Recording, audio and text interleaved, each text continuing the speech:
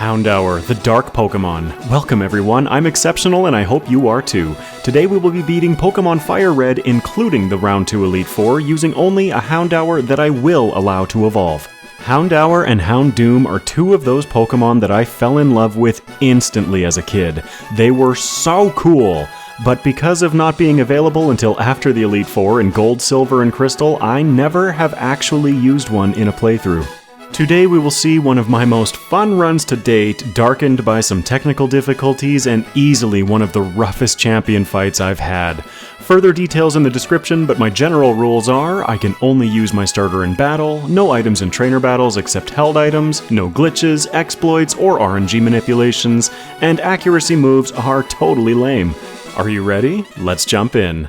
Houndour's base stats are very skewed towards being a glass cannon. With an outstanding 80 in special attack for a first stage Pokemon, you'd think we'd have an easy time in the early game. Nope.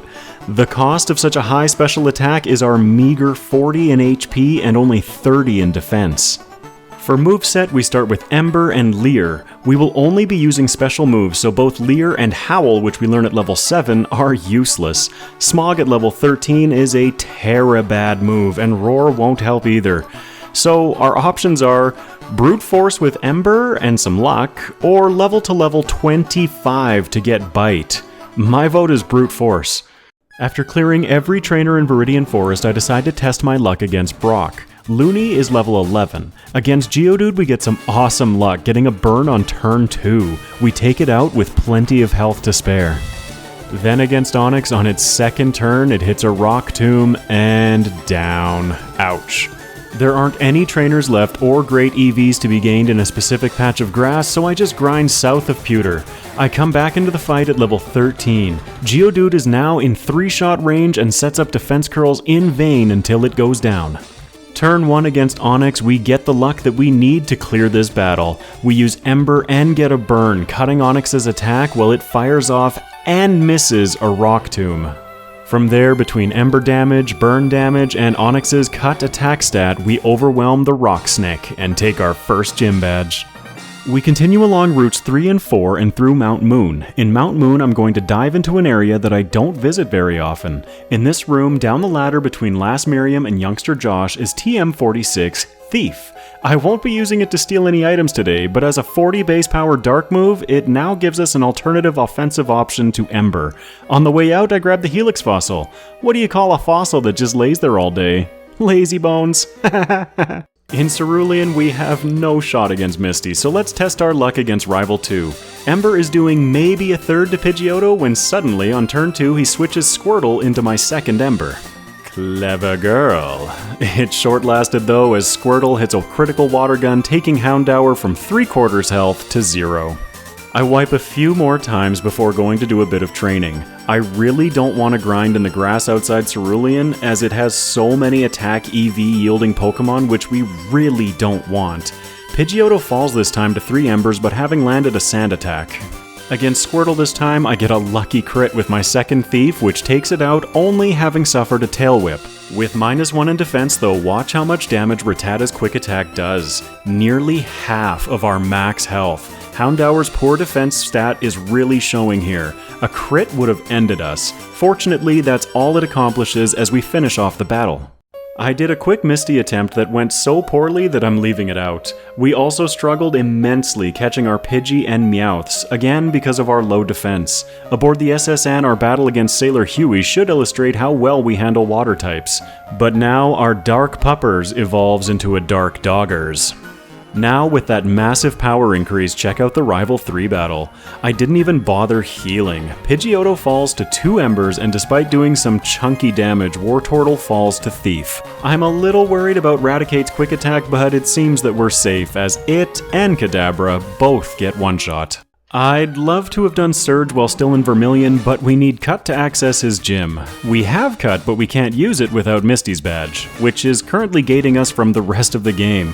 Staryu fell in 1, and we're almost able to one-shot Starmie now though. No contest.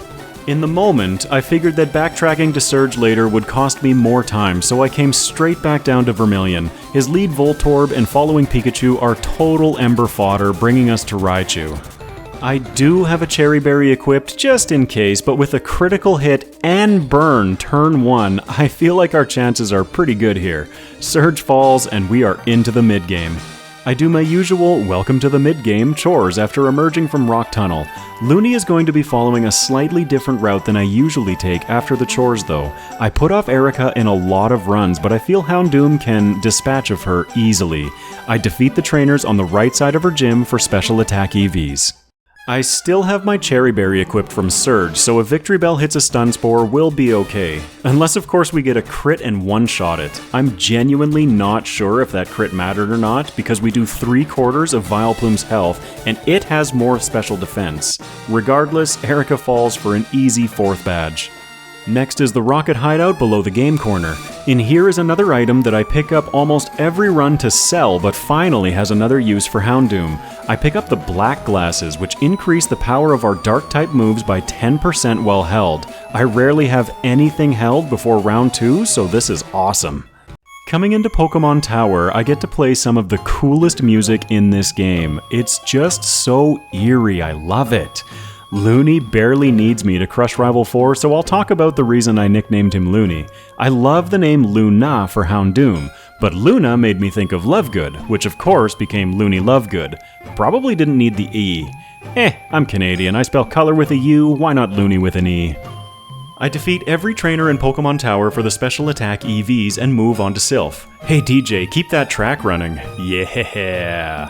In here I'm grabbing all of the high value items and vitamins. At this point I was trying to figure out the best next move. My thinking was that I could try Rival 5 and clear Sabrina's gym for the EVs before going down Cycling Road, which is ripe with useless attack EVs. But something very unexpected happens. I attempt Rival 5 right here and now. Keep in mind that we're an equivalent level using moves like Bite and Ember against some very powerful 3rd stage Pokemon. 2 bites handle Pidgeot, but a single wing attack did almost a quarter to us. We get a flinch turn 1 against Blastoise, and thank goodness, because on the next turn, look at that water gun damage. Wow, brutal. We would have lost here if not for that flinch. The rest of his Pokemon aren't an issue though, as Growlithe and Exeggcute fall. Alakazam is usually scary, but because we're the Dark type, it actually can't hit us. Ever. In fact, the only Alakazam in the game that can is Champion 2's, but only with Shadow Ball, which is a physical move in this generation, and we resist it. I move forward to Giovanni, and you may be thinking, wow, that's odd. He never shows Giovanni and Sylph. It's because Giovanni and Sylph never kicks my butt this hard. In our first battle, Looney faints with the Kangas still at full health. Alright, that was just bad luck, right? Poison point damage just stacked up and that's what did it. Oh, I guess I'm poisoned again. Haha, turn 1. And once again, we reset. Okay, let's get out of here. I go down Cycling Road, grabbing the hidden items. I'm only defeating the trainers that I can't avoid, as I'm confident Looney hasn't reached the 510 total point cap of EVs yet, and I don't want the attack. I teach Substitute at the Kanga Pen, replacing Howl finally, and clear the Safari Zone. While we're down here, let's take out Koga. I put up a sub turn 1 against Coughing to avoid any nasty accuracy drops from Smokescreen. At level 43, I had the option to learn Feint Attack, which has the same base power as Bite, but instead of a chance to flinch, it will never miss. I wonder if I'll regret the decision to keep Bite for all of about 2 turns, as Muck then falls. Coughing 2 falls and his Ace Wheezing is an easy cleanup for Looney. With 5 badges under our belt, we have a few options. With Koga's badge and Lapras, we can surf to Cinnabar, or we can face down Giovanni again. Or I guess we could go grind. I want Sabrina's EVs badly, so let's try and finish Sylph again with a few more levels this time. This time, behind a sub, I elect to use the weaker Ember to avoid using a contact move and risking Poison Point. Pokemon abilities like Poison Point and Static will activate through a sub because it isn't the sub that's attacking, it's our Pokemon. Against Nidoqueen, Ember isn't doing an inspiring amount of damage, but it's enough to take her down without being poisoned.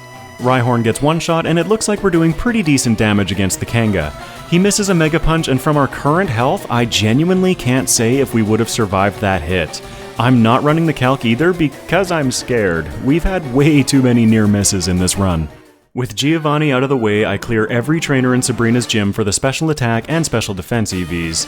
So, we brought a powerful Dark type to the Psychic gym, with a leader whose team was created during a time when the Dark type didn't exist. Yeah, we're the definition of OP here.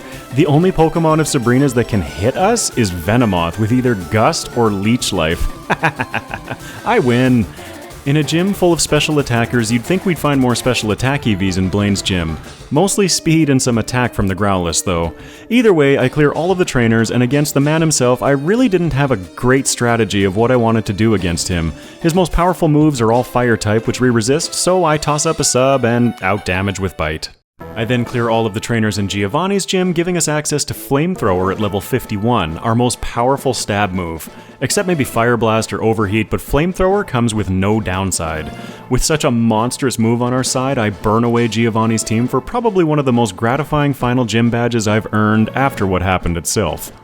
Rival 6 is the gatekeeper of the league, and today Looney shows just how powerful a base 110 special attacker can be. We scorch a path through our rival's pre-league team, and we prepare ourselves for the Round 1 Elite Four. Lorelei is easily one of the scariest members for Looney. She has a lot of special bulk, and 4 of her 5 Pokemon have the water typing, putting us at a type disadvantage too. Against her lead Dugong, our flamethrowers, despite dealing neutral damage, are only doing maybe a quarter. After a couple more turns, she finishes us off with us not even being able to make it by her lead.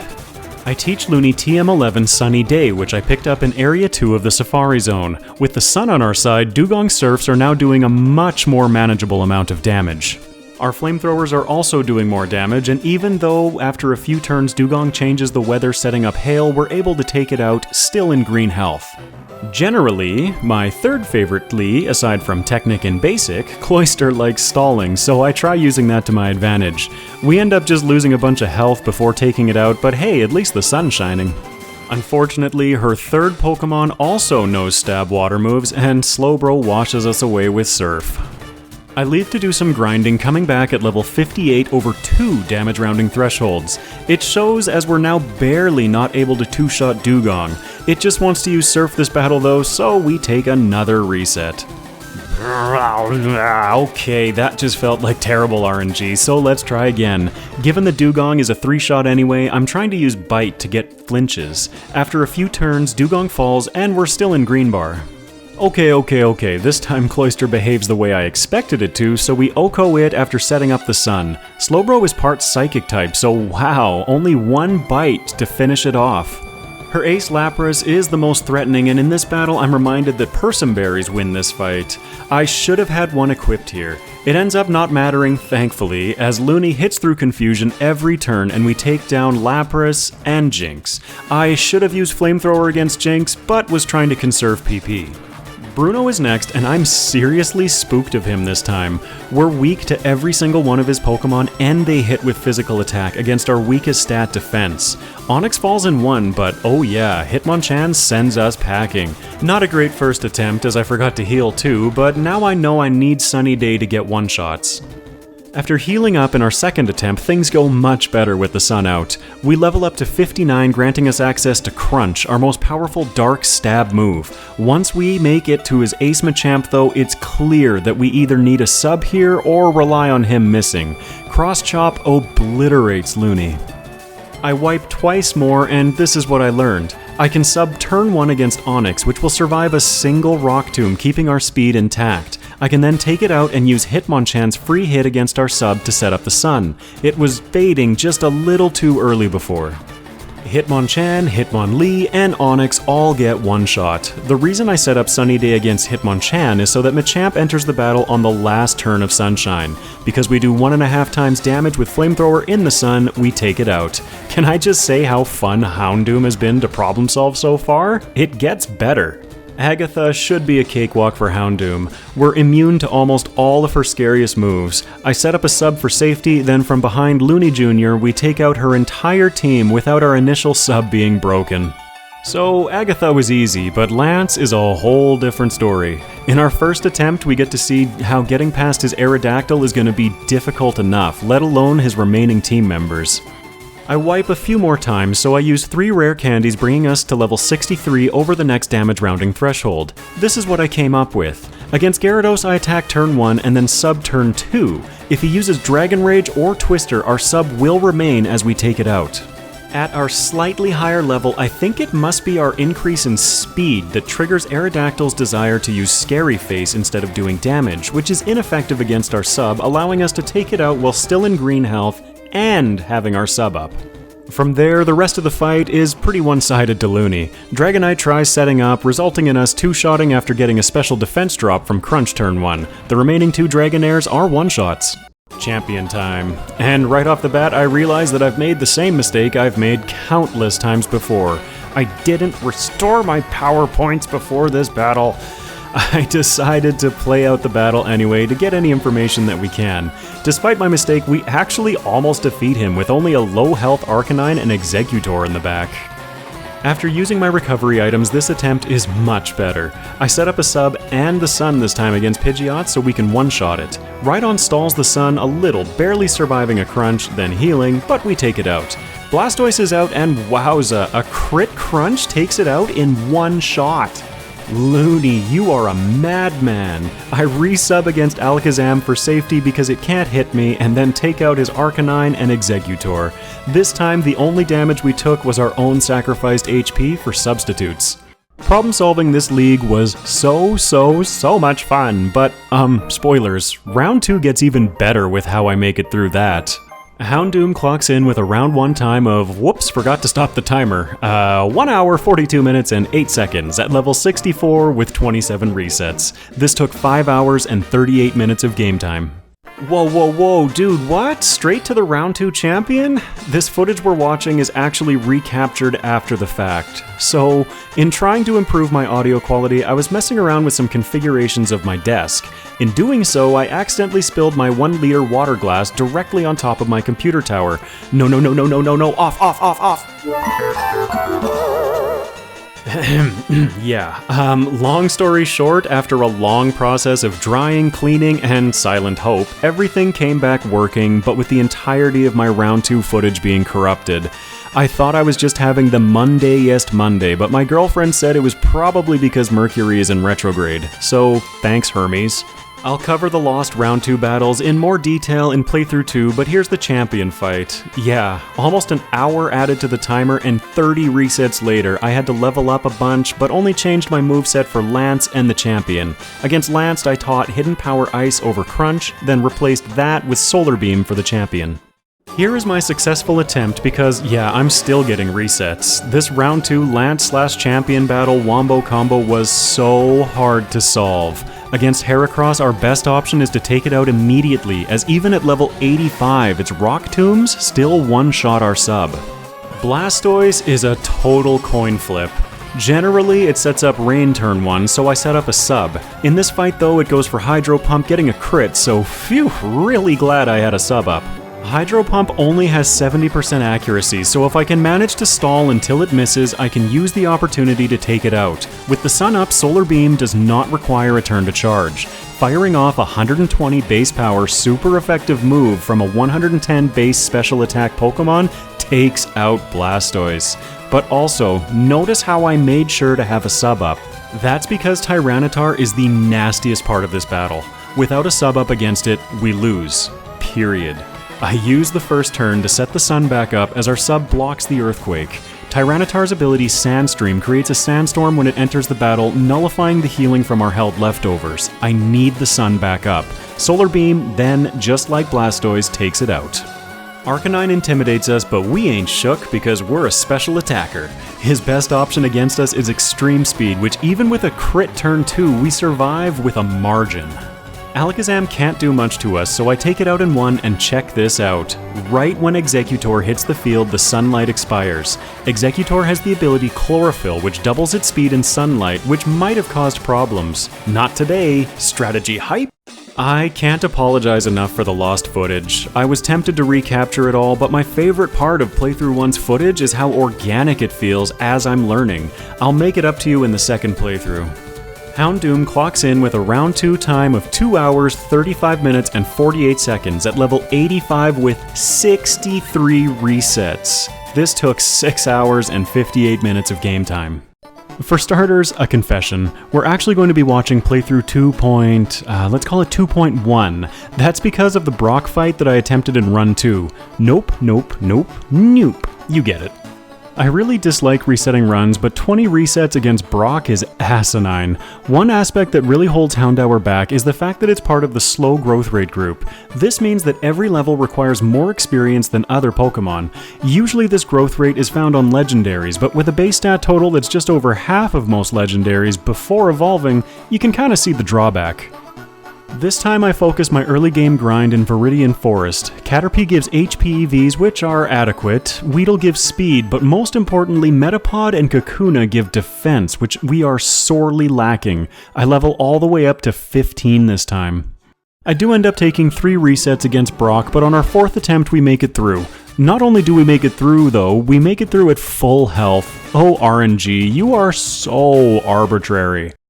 Alright, second major change. I defeat a lot more trainers on the way to Cerulean. The Rival 2 fight went deceptively well last run. I'm also trying to evolve Houndour before we leave Cerulean, as I believe a little time invested in extra battles outweighs the time lost in backtracking. At level 20, Rival 2 is more consistent. Not consistent, just more consistent, as we see in the first battle. As is becoming a theme in these runs, a single sand attack completely destroys us. I tried using Roar to see if I outsped to avoid this. Nah. In the next battle, we still get hit by a sand attack, but it doesn't cause us to miss 20 turns in a row. Squirtle uses Tail Whip and 1 Water Gun for big damage, but that was the biggest threat, and we're moving on. It seems I routed my experience well as we evolve into Houndour right before Bill's house. Now evolved, I head straight to Misty. Just like last run, once we have Houndour, this fight is trivial. It went identically to run 1. Like, wish I had live access to the game's RAM to confirm exact HP values, but based on the visual health bar, identically. I'm sorry, I can't help myself. Here's run 1 and 2 side by side. Ah, no, not identical. It looks like it was maybe a difference of 1 or 2 HP. Multiply by random A damage calculations? So cool. Rival 3 is a joke for Houndour, so let's check out Surge. Again, same as last time. The only difference being that because of the extra trainers, we're now at level 27 instead of 26, not even over a damage rounding threshold. 3 badges. So let's see if my early game changes helped. In run 1, we defeated Surge at 34 minutes and 23 seconds, and this run defeated him at 32 minutes and 48 seconds. This is one of those moments where we really get to realize how lucky that first run was. But time saved is time saved. Alright, now it's time to steamroll the mid-game. I did make a couple of minor changes, but overall it's very similar. I defeat Erica, the Rocket Hideout, Pokemon Tower, and start collecting items in Sylph. I'll be skipping Rival 5 as this time I'm well aware that we aren't ready for Giovanni Sylph Edition. Instead, I use the relevant vitamins on Houndour, prioritizing calcium for special attack, carbos for speed, and then iron for defense. I sell everything else and make sure to keep 80k around to buy TM35 Flamethrower. Yes, we learned this naturally at level 51, but with how much money Houndour had at the end of last run, I felt this was a good investment in the mid-game. In hindsight, this change in routing did change our EV distribution as I used less vitamins overall, which caused an issue against the round 1 champion, but we'll get to that. I come right back to Sylph to face down Rival 5. Flamethrower barely doesn't one-shot Pidgeot, but it's when Blastoise hits the field I realize we might be in trouble. Water Gun is doing 41 damage, but after our second bite I knock it into Torrent range, increasing its water damage by 1.5 times. I would have survived otherwise.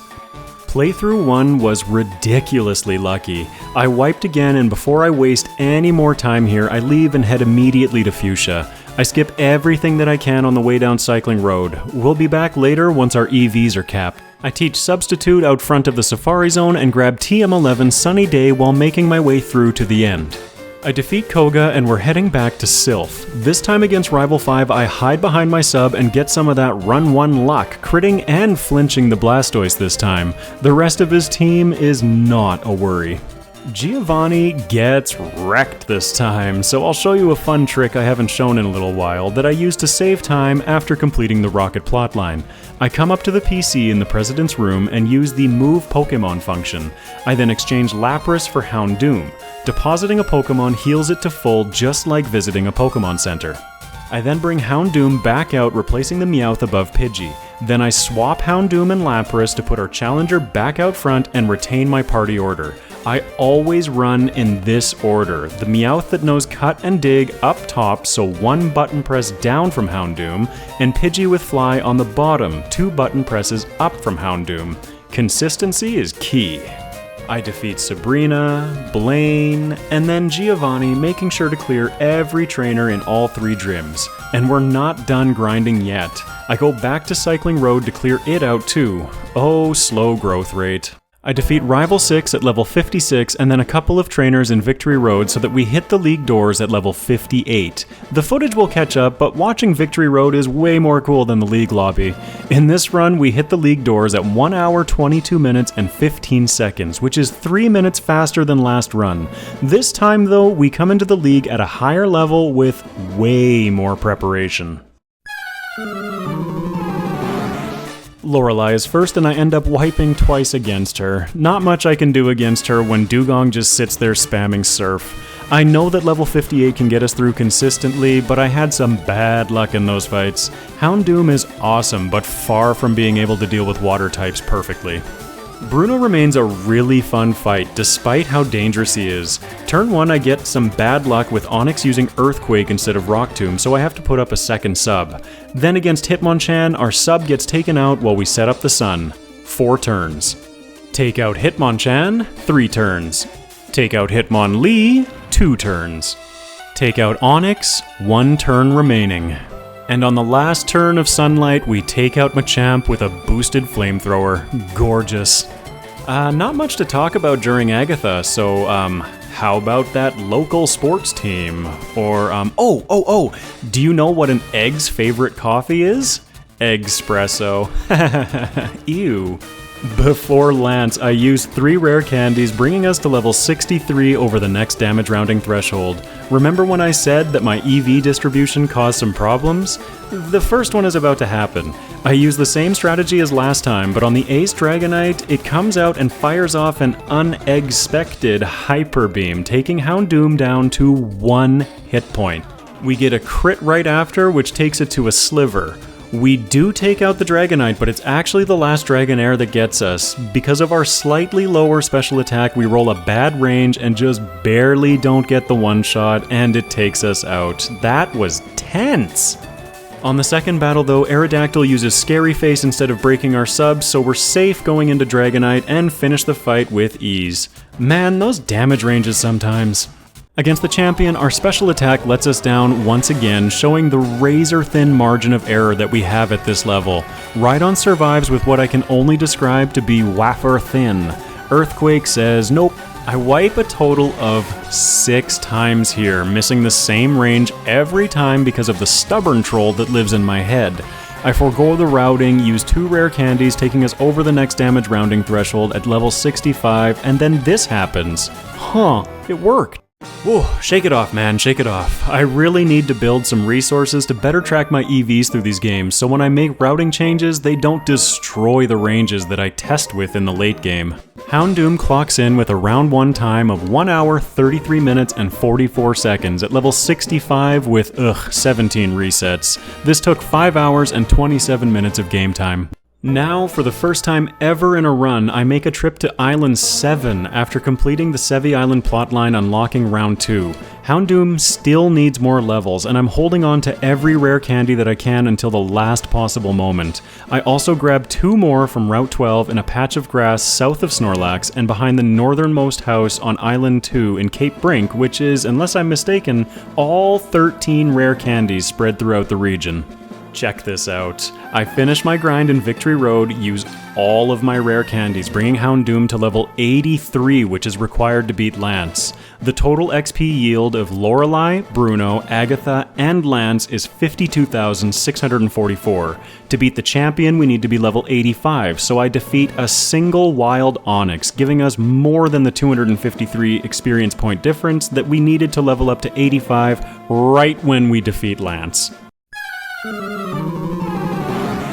Alright, so as promised, I will attempt to recall all of the learning in the footage that I lost after the water mug incident of 2023. I first attempted Lorelei at level 68, and to say the least, things didn't go well. Being only 2 levels above her ace really doesn't bode well for any solo Pokemon in this league. The overall strategy against her though is very similar if not identical to her team in round 1. I use Sunny Day to increase my damage while decreasing hers. The only Pokemon change to her team is swapping Slowbro for Piloswine, and yeah, that has no hope against a normal flamethrower from Houndour, let alone a sun boosted one. The Bruno strategy also translates extremely well from round 1. This time he changes the order in which he sends out his Pokemon, with Steelix 2 coming out second, but overall it's the same. Sub and one-shot both rock, steel snakes, and then set up Sunny Day while Hitmonchan breaks our sub. From there, clean sweep. Agatha as well is very similar to round 1. Her lead Gengar can only hit us with Shadow Ball once we're behind a sub, but in this fight we're 17 levels higher than her lead, so I go for Crunch. I tried setting up a sub against Arbok, but the stubborn troll's neighbor, the overexcited rabbit that always has to be doing stuff all the time, told me to go for the damage. Wow, you're all getting some real deep insight into the oddities of my brain in this video. Alright, so Lance accounted for probably 20 of those resets in playthrough 1. This fight was so hard to solve when the answer was sitting in my bag the whole time. This fight really demonstrates just how fragile Houndour can be. Because of Substitute, the lead Gyarados poses no threat, but our inability to avoid taking damage from every other Pokemon was our downfall. In playthrough 1, I eventually solved it with HP Ice, which I currently have 3 copies of in my bag because of all of the grinding. At level 84 though, I really don't want to have to use it because I feel like a lot of runs rely very heavily on hidden power, so I'm trying to avoid it if I can. The last reset was due to some poor move choices on my part though, so in this battle we're successful. Okay, champion you, show me what you got. All of our preparation leads to this moment. I taught Solar Beam over Crunch right before the battle. I performed the calcs after the fact, and even at level 85 with our additional defense EV training, Heracross's Rock Tomb can still one-shot our sub, so the best course of action is to just take it down immediately. Against Blastoise, I set up a sub turn 1, and it misses a Hydro Pump. That's exactly what we need. I set up the Sun, and it misses again. Okay, I think we've got this. The next turn, I fire off a Solar Beam that doesn't need the charge turn because I let the sun shine in. Against Tyranitar, it creates a sandstorm when it enters the battle, so I bring the sun back out turn 1. It breaks our sub, but that's all part of the plan. Solar Beam humbles the Generation 2 pseudo-legendary Pokemon, taking it out. In the sun, our flamethrowers do well over half to Arcanine. Haha, no extreme speed crits this time, buddy. And Alakazam comes out, and I switch back to Solar Beam. Why? I don't know, for the lulz? Stubborn Troll and Overexcited Rabbit have another neighbor called the Ego Titan. It usually has the loudest voice, but rarely steals me along the most constructive route. We waste some time, but it goes down. Last is Exeggutor, and yeah, bye. What a crazy run. It's becoming more and more clear to me that for solo runs, if your Pokemon has a weakness to ground, it's likely gonna have a rough round 2 champion battle. Houndour clocks in with a round 2 time of 2 hours, 2 minutes, and 31 seconds at level 85 with 18 resets. This took 7 hours and 14 minutes of game time. So let's compare our results. In round 1 we gained 8 minutes and 24 seconds with 10 less resets but 1 level higher. Remember, this includes an absurd amount of additional grinding. In round 2 though, it all comes together, saving a total of 33 minutes and 17 seconds with 45 less resets at the same level. For the first time ever on my channel though, we see an increase in game time, and it's entirely because of all of that grinding. I haven't needed to grind in the Sevi Islands before, so wowza, this kinda caught me off guard, but it makes total sense. On the tier list, Houndour earns itself a spot ahead of Tauros in the B tier. It was easily one of the most fun Pokemon to solve to this point, but also very frustrating because it's so good, but it has so much holding it back. Slow growth rate, and FireRed's general difficulty for fire types, particularly the first 2 gyms, Lorelei, Lance, and the champion. I think I see a pattern forming. The B tier is for Pokemon with exquisite tails. If you've made it to the end of the video, thank you so much. I hope the updated overlay, audio quality, and my video quality overall has continued to improve. Playthrough 2 was my first time recording at 120 FPS, so hopefully that translates into smoother, crisp, as Scott's Thoughts would say, footage. Speaking of Scott's Thoughts, I've been getting some comments comparing my content to his. Wow. Like, this is the highest form of compliment for me right now. I've been watching his channel since a JRose11 video brought me to his Starmie vs Cloyster run like 2 years ago. His more recent FireRed Mew 50k Q&A video inspired me to finally create my own channel and pursue this YouTube dream of mine that's been lying dormant in me for years. To wrap up, if you feel like I've earned it, please like the video and leave a comment letting me know how I'm doing or any criticisms you may have. I'm a big boy, I can take it. Probably. As always, substrats best strats, so if you'd like to see more of my content in the future, hit that subscribe button and ring the bell. Until next time, take care everyone.